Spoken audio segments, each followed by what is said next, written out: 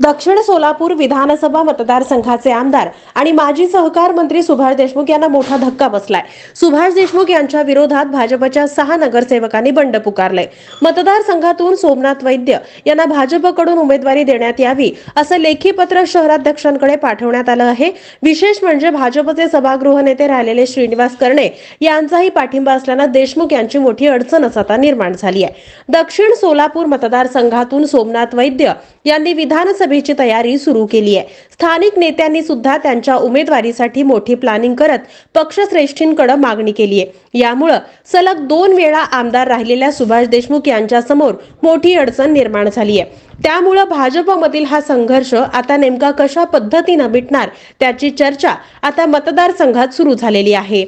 यावेळी सोमेश वैद्य म्हणाले की विधानसभा मतदारसंघातील सोलापूर महापालिकेतील साधारणतः 6 ते 10 नगरसेवकांनी मला शिफारस पत्र देऊन मला या भागातून भाजपकडून उमेदवारी मिळावी यासाठी मला शिफारस दिली आहे। ते मी आता कार्यकर्त्यांसोबत अधिक चर्चा करून पक्षाकडे अर्ज भरून शहराध्यक्षांकडे पाठवला आहे।